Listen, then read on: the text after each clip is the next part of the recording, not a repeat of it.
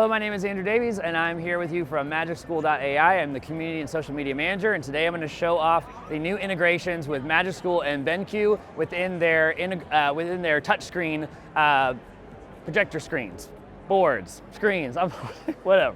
Okay, now basically what you can find is MagicSchool is now within the App Store within the BenQ, so I'm going to actually show you where to locate that.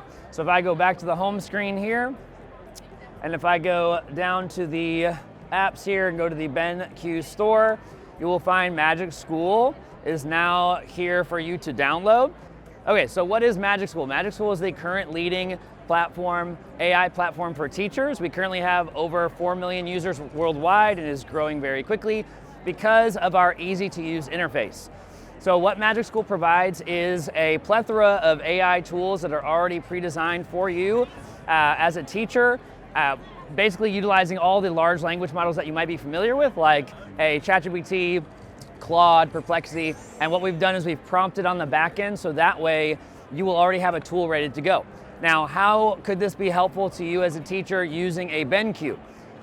Typically, where I like to begin, I started off as, before MagicSchool, I was a digital learning coach, and so my job was to teach students all about AI literacy, digital citizenship, how to use these types of platforms, and one perfect way to introduce students to AI, what it is and how to use it safely, is to utilize it on a BenQ. Because what I can do is I can actually pull up a tool that I can use with students, Magic Student, and we can actually utilize this tool together. So for example, if I want to have a conversation with, let me go up here, with a character chatbot, we can pull up the character chatbot. Let's say I want to use this with 5th grade students because I'm introducing them to AI and how they can utilize it on their own. And let's say I want to speak to, let's say Taylor Swift. My wife would be so proud of me right now if she knew I was doing this. Okay, so we can talk to Taylor Swift.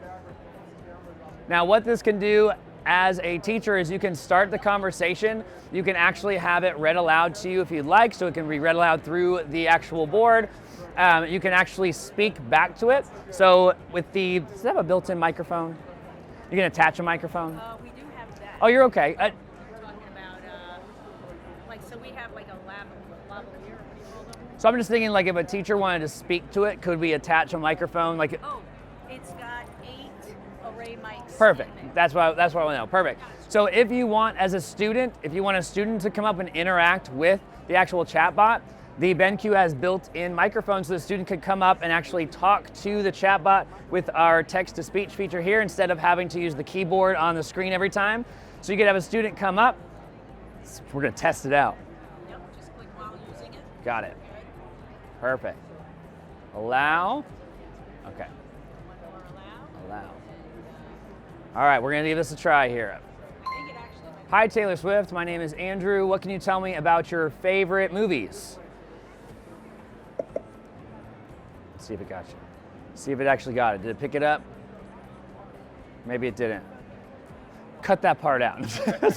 I'm going to try it one more time. We'll see if I can get it. I'll talk closer to the microphone. Okay. I'm going to say, remember. Okay.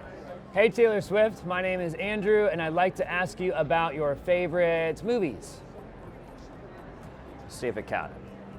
There we go. Oh, now it's catching up. I think the Wi-Fi is having, the internet's having a little bit of fun there. Okay, stop recording. So there, what I can do is I can pop that into the conversation, and then we as a class can have that conversation back and forth, have it read out loud, and actually talk to these chatbots together. Now, another use case that we love is in education, we have a term called guided discourse, where students are having to have a conversation about student work and make decisions on, okay, what did the student do well? What could they have done better? And the students have that conversation. Well, what you could do with MagicSchool is we actually have a tool, go back to our Magic Tools, called let me find it. So we have a writing feedback tool. So what we can do is we could actually drop in students' writing into the MagicSchool tool, it will give back that feedback to the students, and then as a class, you can discuss, do we agree with this feedback? Do we think that the AI is correct? Do we think that something else could be improved upon? So that not only is touching on helping students kind of engage with that editing process themselves, they're also learning about AI in general, like what parts of AI should we rely on, what parts of AI should we not rely on, so on and so forth. So that's just one element that you could utilize this with your class. Another, we actually do have a student-facing portion, which is our Magic Student, where you can actually create a room and launch it to students to use themselves. So what you could do as like a station, for example. So when I was a teacher, I had lots of different stations around the room, and I always used my screen as a station for the students with technology purposes. So I could launch either a chatbot or any kind of tool to the student to actually use on the screen and have that conversation back and forth with the chatbot there as well, like I showed you earlier with the microphone. So that's basically it as far as like what the interactions can do and how I can utilize it here. But I also love how you showed me, Kathy, right? Showed me the, was it 3 fingers? 2 fingers. 2 fingers. Yes, What is this side. Just hold them down for Okay, I'm learning. Okay, love it. So I love these different features that we can actually use in the tool. So if we're looking at that different AI feedback, right? So if I go into this tool, let me close it.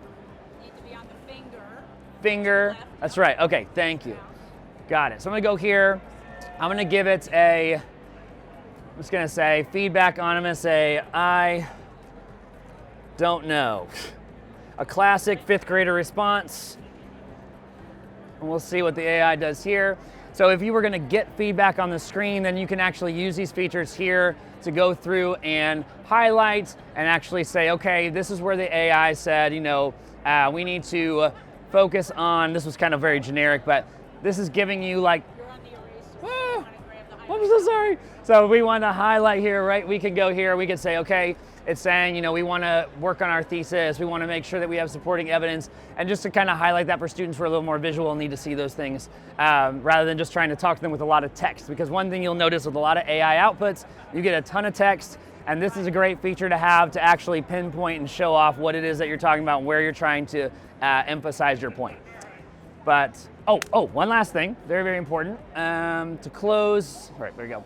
We also have, we call this the little blue man, even though he's white down here, we call him the little blue man. These are our accessibility features. And we love these because for any student,